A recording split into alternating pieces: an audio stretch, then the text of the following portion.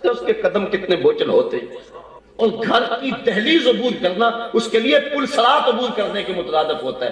وہ اپنی بیوی کی آنکھوں سے آنکھیں نہیں ملاتا جب اندر جاتا ہے، اور اندر کپڑے سی سی کے اپنے جہیز تیار کرتی ہوئی بیٹیاں جب اپنے باپ کو یوں خالی آتا ہوا دیکھتی ہیں تو جو زخم اس کے کلیجے میں لگتے ہیں یہ الگ دکھ رہا ہے، میں اس کو الفاظ کا جامع نہیں دے سکتا۔ تمہاری بیٹی کا جہیز دیکھنے کے لیے اس مزدور کی بیٹیاں بھی آئیں، تم نے تو داد لے لی، لیکن جو کچوکے ان کے سینے پہ لگے اس کا مداوع کس کے پاس ہے؟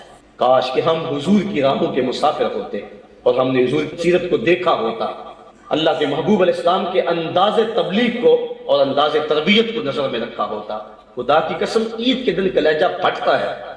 ایک طرف تو امیر کا بگڑا ہوا بچہ گولڈن سیب کا ایک کونا کاٹ کے دوسرا کتے کے آگے ڈال رہا ہوتا ہے، اور دوسری طرف بیوہ کا یتیم بچہ چھاپ لگا کر عید کے دن بھی آلو چھولے بیچ رہا ہوتا ہے۔ بچوں کے جذبات ہوتے ہیں، جو غبارے بیچتے بچے ہیں اور جو پانی بیچتے پھرتے ہیں معصوم بچے، ان کا جی بھی چاہتا ہے کہ وہ سکول جائیں، ان کی ماؤں کے بھی ارمان ہیں۔ مائیں اپنے بچوں کو چاند کہتی ہیں، بچپن میں جج کہہ کے پکارتی ہیں، لیکن ان کے جذبات پہ جو بجلیاں گرتی ہیں کبھی ہم نے اس نظر سے بھی دیکھا؟ آئیے مصطفیٰ کے دامن میں پناہ لے، اور وہ معاشرہ جو میرے آقا نے دیا، کہا ضرور جاؤ اور جا کے اپنے بیٹے کو گھر لے جاؤ، لیکن اس کو بیٹا کہہ کے آواز نہیں دینی، اس کو تم نے جو نام رکھا ہے اس نام سے پکارنا ہے۔ اگر کوئی حضور کی آمد کے سلسلے میں، اس خوشی میں، اس مسرت میں، اس شکرانے میں اللہ کی حمد بیان کرے اور اللہ کا شکر ادا کرے اور حضور کے فضائل و مناقب بیان کرے، تو اس میں کیا حرج ہو سکتا ہے؟ یہ تو شریعت کا مقصود ہے، یہ تو شریعت کا تقاضا ہے۔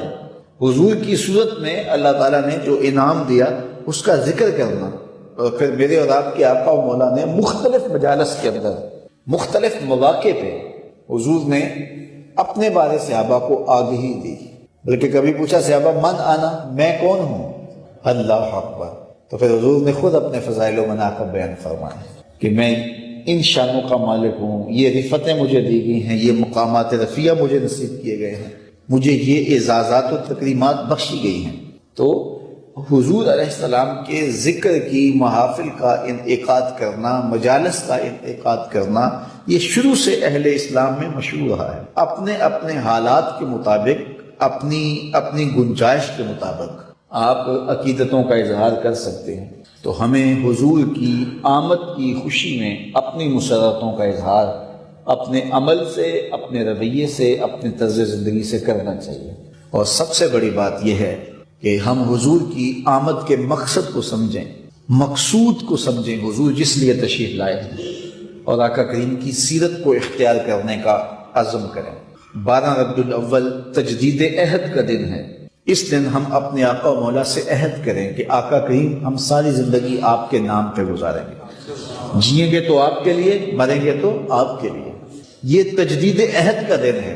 حضور کے نام اپنے آپ کو لگانے کا عہد کریں اور اپنی ساری زندگی حضور کے قدموں میں نچھاور کرنے کا عہد کریں، حضور کے دین کو اختیار کرنے اور حضور کے دین کا جھنڈا پوری دنیا پر لگانے کا عزم کریں، حضور کے دین کی دعوت کو لے کر کے نکلنے کا عزم کریں۔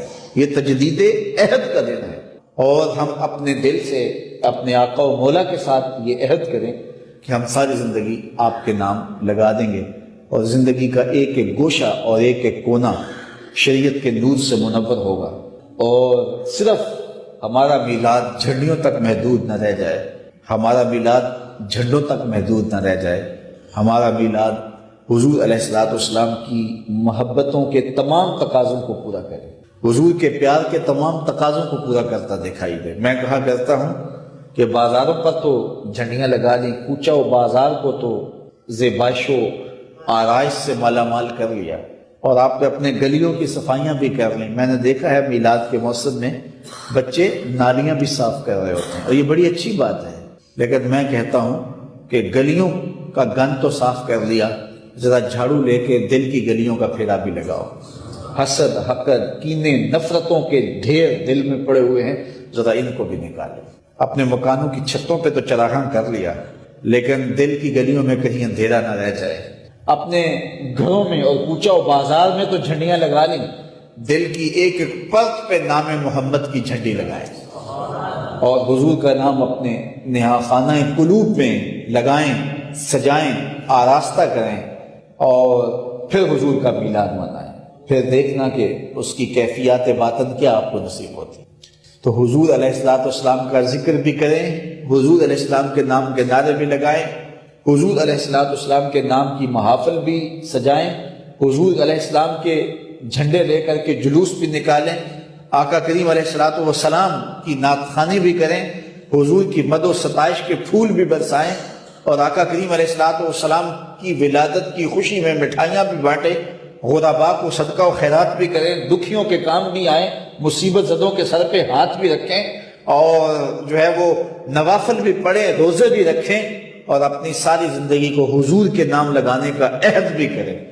یاری لا تو پاک نبی سنگ، اے پر پوری یاری، پھر درود قبول ہے تیرا لکھ نالوں ایک واری۔ تو اپنی ساری زندگی ہم حضور کے نام لگانے کا عہد کریں، اور میں کہتا ہوں کہ میلاد کا موسم نئی نسل میں حضور کا پیار منتقل کرنے کا ایک مؤثر ذریعہ ہے۔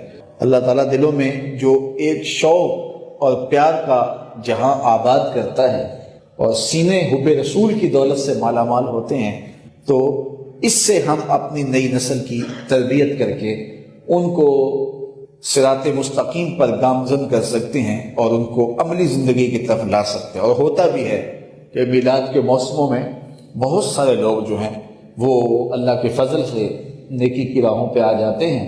یہ میرا ذاتی تجربہ ہے کہ لوگ محافل میلاد میں آتے ہیں، ان مجالس میں آتے ہیں، اور پھر ان کی دل کی دنیا بدل جاتی ہے، اور یہ لازمی نتیجہ ہے محفل میلاد کا۔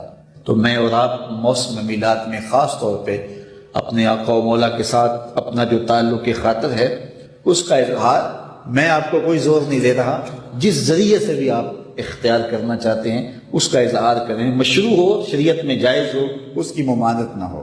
باقی وہ مٹھائیاں بانٹیں، وہ رس گلے بانٹیں، وہ جھنڈیاں لگائیں، وہ چراغاں کریں، عقیدتوں کا اظہار کریں، نوافل کی کثرت کریں، صدقہ و خیرات کریں، وہ روزہ رکھ کر کے کثرت سے درود پڑھ کے اور آقا کریم علیہ السلام کے نام کی محافل و مجالس کو منعقد کر کے عقیدتوں کا اظہار کر کے آپ اپنی محبتوں اور اپنی الفتوں کے ذریعے سے حضور کے نام کی دعائی دیں۔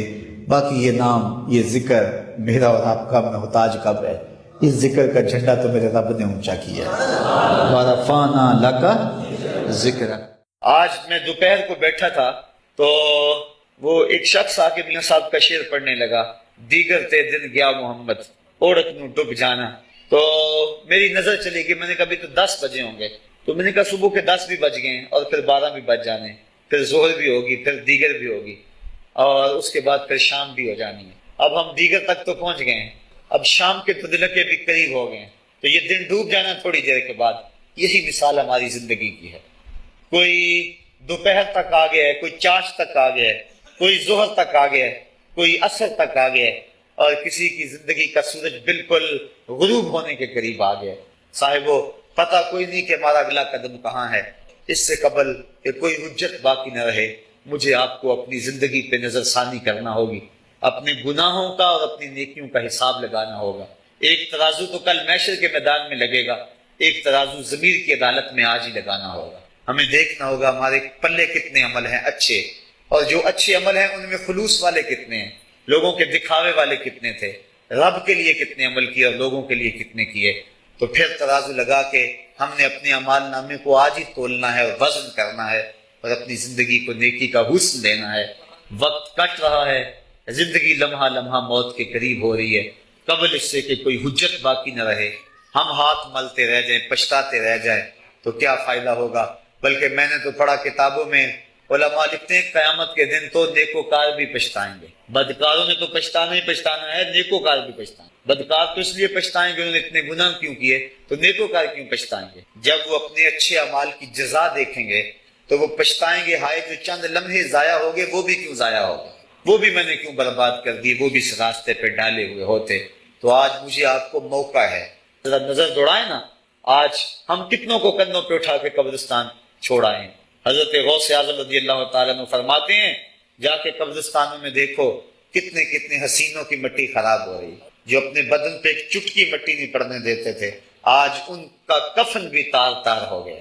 جو اپنے کلف لگے کاٹن کو سلوٹ نہیں آنے دیتے تھے، آج ان کے کفن بھی ٹوٹ گئے ہیں اور ہڈیوں کے جوڑ جوڑ الگ ہو گئے ہیں۔ تو وقت ہمارے اوپر وہ آنے والا ہے، کسی نے آج تک موت کا انکار نہیں کیا۔ میں نے لوگوں کو خدا کا انکار کرتے دیکھا، آپ نے بھی دیکھا، لیکن کوئی موت کا آج تک انکار کرتا نہیں دیکھا گیا۔ موت اپنا آپ منوا لیتی ہے۔ میں اور آپ موت کے بتدریج قریب ہو رہے ہیں، ہمارا اٹھنے والا ہر قدم ہمیں موت کے قریب کر رہا ہے۔ تو قبل اس سے کہ وہ وقت آ جائے اور کوئی حجت باقی نہ رہے اور ہم ہاتھ ملتے رہ جائیں، وقت پر کافی ہے ایک قطرہ بھی آب خوش ہنگام کا، جل گیا جب کھیت برسا می تو پھر کس کام کا، پھر تو پچھتاوا ہی ہوگا۔ آج ہم پچھتا لیں تاکہ زندگی میں حسن نیکی کا آ جائے۔ یہ میری آپ سے درد مندانہ اپیل ہے، گزارش ہے، اور میری آپ سے التماس ہے کہ یہ تھوڑی سی زندگی اللہ نے جو مجھے اور آپ کو ودیت کی ہے، یہ بڑا تھوڑا سا عرصہ ہے، تھوڑا سا موقع ہے۔ یہ دنیا بوائی کا موسم ہے، آخرت کٹائی کا موسم ہے۔ جو بوائی کے موسم کو برباد کر بیٹھا ہے، کٹائی کے موسم میں اس کے ہاتھ کچھ نہیں لگتا۔ تو آج تخم میں عمل ڈال لیں، آج ایک بیج ڈالیں گے، کل 70 کاٹ لیں گے۔ لیکن اگر آج کچھ نہ کیا، اپنی سانسیں برف کی طرح پگھلا دی، تو یہ اس شخص کی طرح ہے جو کھٹے پہ رکھ کے برف کہہ رہا ہے کہ میرے اوپر رحم کرو، اگر تم نے میرے سے برف نہ خریدی تو میرا راس المال بھی لٹ جائے گا۔ ہمارا راس المال سانسوں کی صورت میں لٹ رہا ہے۔ اللہ مجھے آپ کو اپنی رحمتوں کا حصار عطا فرمائے۔ ایک مومن کے لیے نماز تو سندیسہ ہے وصل محبوب کا، محبوب کی چوکھٹ میں حاضری کا ایک موقع ہے جو نماز کے ذریعے سے نصیب ہوتا ہے۔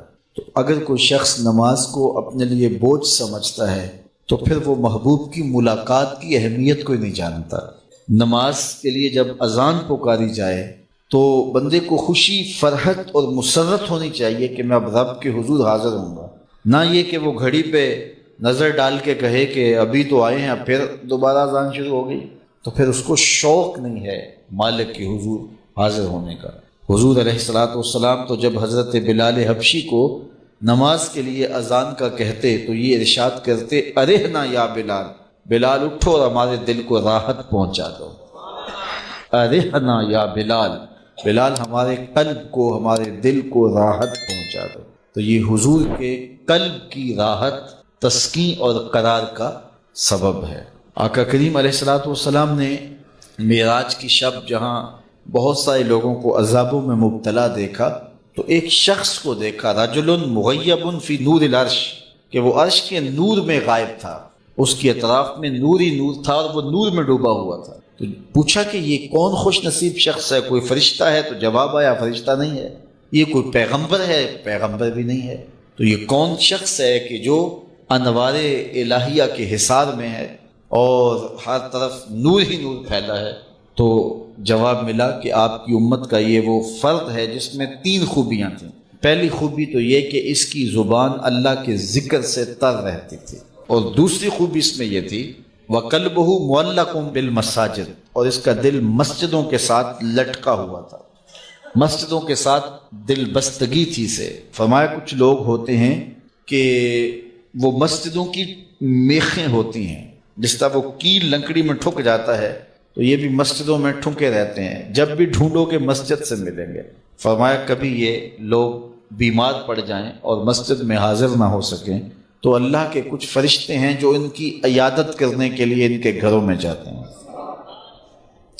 تو مسجدوں کی حاضری، مسجدوں کی تعمیر میں دلچسپی، مسجدوں کی آباد کاری کے لیے کوشش، مسجدوں کی صفائی ستھرائی کا اہتمام و التزام، مسجد کی تعمیرات کے مراحل میں دن رات ان سے وابستہ رہنا، یہ خوش نصیب لوگوں کا مقصود ہے۔ فرمایا کہ اللہ کے گھر وہی تعمیر کرتے ہیں جو اللہ اور پچھلے دن پر ایمان لاتے ہیں۔ تو مسجدوں کی تعمیر یقیناً اللہ جل شانہ کی خاص رضا نصیب کرتی ہے۔ ایک روایت میں آتا ہے جس نے تتر کے گھونسلے کے برابر مسجد کی تعمیر کی، فرمایا اللہ جنت میں اس کا محل بنا رہا ہے، اللہ اس کا محل تعمیر کرے گا، اس کو محل عطا کرے گا۔ تو یہ تعمیر مسجد یہ خوش نصیب لوگوں کا مقصوم ہے۔ تو مسجدوں کی آبادی اور مسجدوں میں وابستہ رہنا اور دل بستہ ہونا مساجد کے ساتھ، یہ خوش نصیب لوگوں کا مقسوم ہے، تو بدبخت لوگوں کو یہ سعادت نصیب نہیں ہوتی۔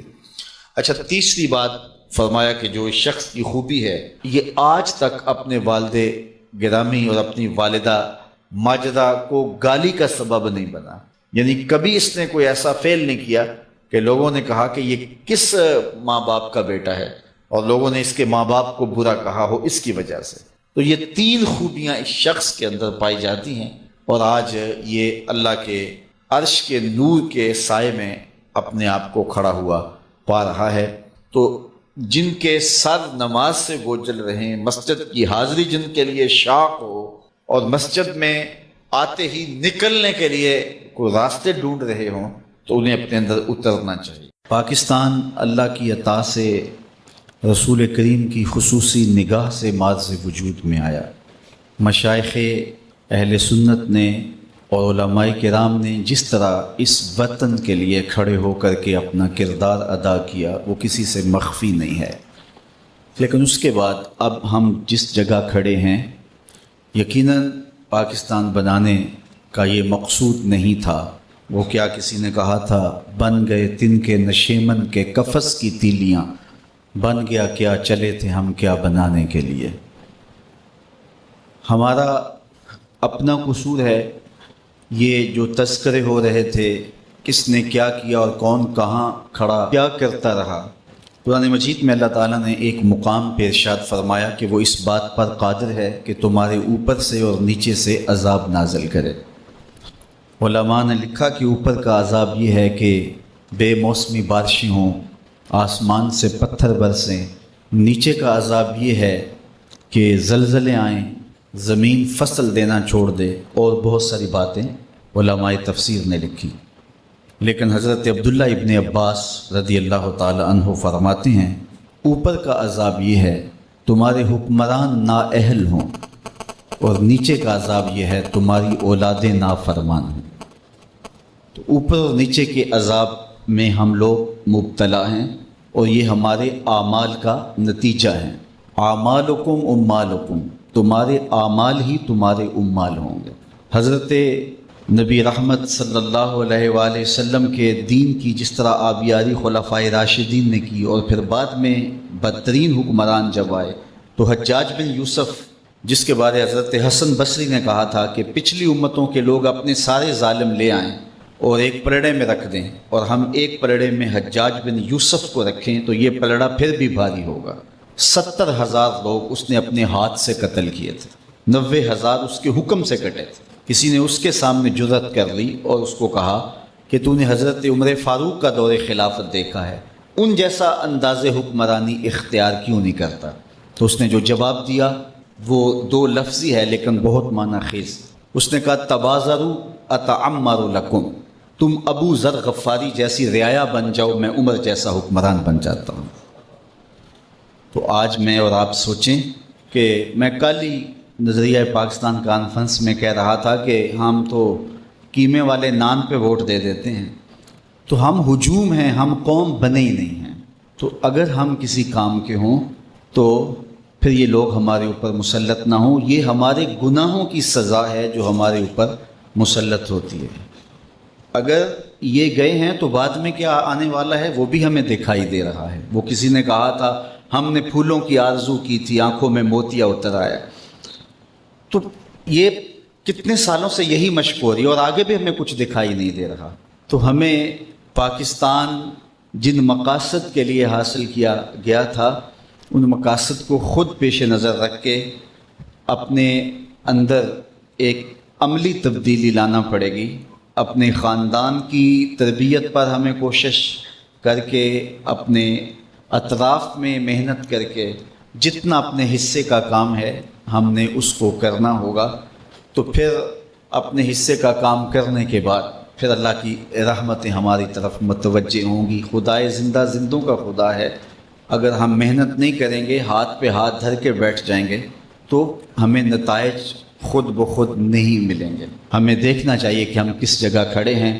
اگر کوئی ملک لوٹ رہا ہے تو ہمارا اگر بس چلتا ہے تو ہم جاتے ہوئے جوتے چرا کے لے جاتے ہیں۔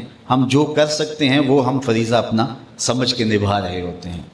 تو ہم اپنے آپ کو بدلیں، اپنے اندر کی تبدیلی کے لیے کوشاں ہو جائیں، اور پھر دیکھیے کہ ہمارے اٹھنے والے قدم اللہ جل شانہ کی تائید پاتے ہیں اور اس کی رحمتوں کے ہم کیسے حقدار ہوتے ہیں۔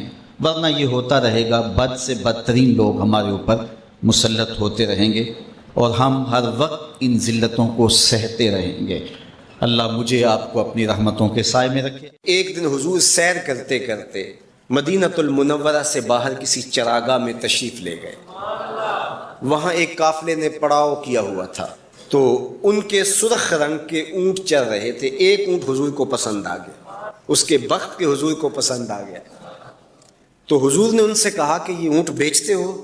انہوں نے بیچنا تھا یا نہیں بیچنا تھا؟ حضور نے پوچھا تو کہا جی بیچتے ہیں۔ یہاں پھر مجھے اپنے شیخ یاد آئے، وہ کہتے ہیں میں دل ویچاں میں جگر ویچاں جے پیارا محمد آ جاوے، نہیں میں اپنا سارا گھر ویچاں جے پیارا محمد آ جاوے۔ کہا جی بیچتے ہیں، کتنے کا؟ کہا اتنے کا۔ سودا طے ہونے لگا۔ حضور نے فرمایا ٹھیک ہے میں اسے خریدتا ہوں۔ جو قیمت طے ہوئی، فرمایا کہ میں کوئی تاجرانہ غرض سے تو چل کے آیا نہیں تھا کہ قیمت ساتھ اٹھا لاتا، میں تو سیر کے لیے آیا، اچانک اونٹ پسند آ گیا تو میں اپنے شہر جا کے اس کی قیمت تمہیں بھیج دیتا ہوں۔ انہوں نے کہا ہمیں منظور ہے۔ حضور نے اونٹ پکڑا اور چل دی۔ کافی دیر وہ حضور کو دیکھتے رہے، اور جب حضور چلنے لگے تو حضور کی رفتار کے حسن میں کھو گئے۔ جب نظروں سے اوجھل ہو گئے تو دل پہ ہاتھ رکھ کے کھڑے ہو گئے۔ تھوڑی دیر گزرنے کے بعد سکتے سے باہر آئے تو ایک دوسرے سے پوچھنے لگے یار یہ جو شخص آیا تھا کسی نے اس کا پتہ بھی پوچھا؟ کسی کو ادھار سودا دیا جاتا ہے تو آپ اسے جانتے ہوتے ہیں تبھی دیتے ہیں نا، یا درمیان میں کوئی ضامن ہو، یا پھر وہ کوئی شے گروی رکھ دے تو اس کے عوض میں آپ سودا دے دیتے، اور نقد دیں تو آپ کو ان چیزوں کی ضرورت نہیں ہوتی۔ تو کہا ایک شخص آیا اور اونٹ لے گیا، کسی کو پتہ ہے یہ شخص کون تھا؟ تو انہوں نے کہا نہیں ہمیں نہیں پتا۔ یار عجیب کہانی ہے، ایک شخص آیا قیمتی اونٹ لے گیا اور اپنا پتہ بھی نہیں بتا کے گیا، کوئی درمیان میں ضامن بھی نہیں رکھا اس نے، اور کوئی شے بھی گروی نہیں رکھی۔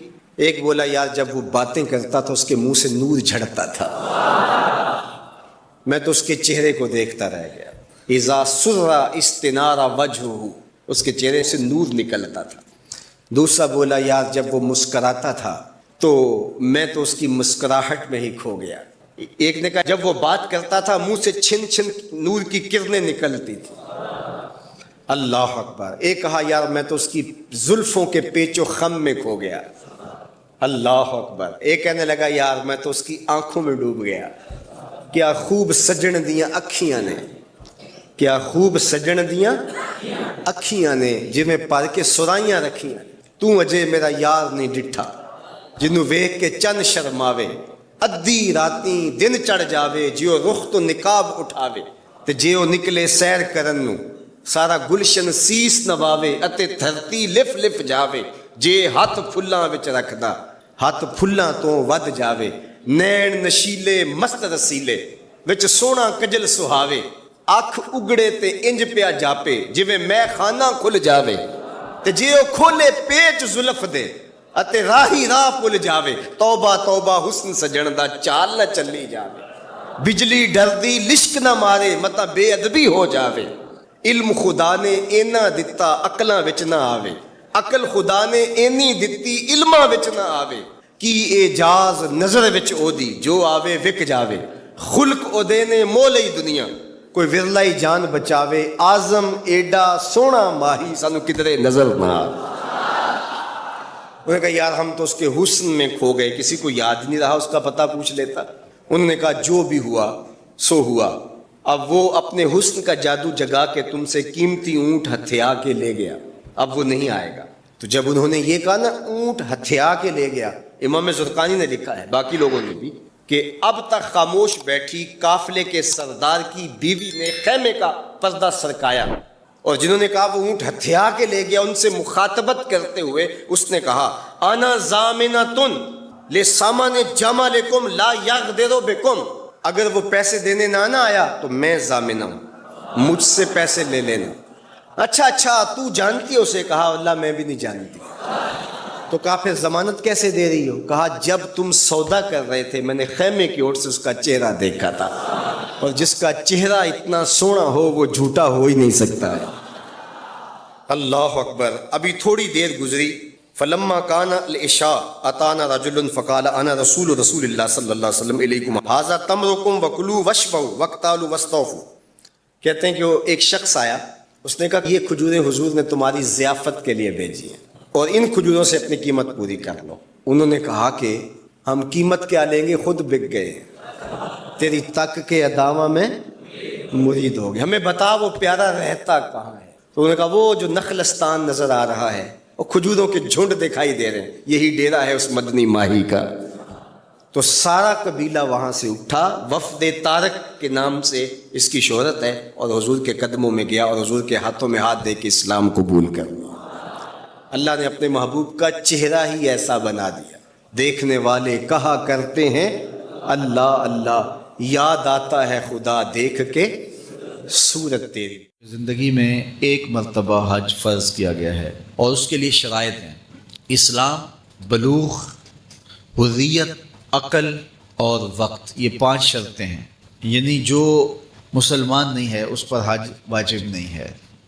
اسلام شرط ہے وجوب حج کے لیے۔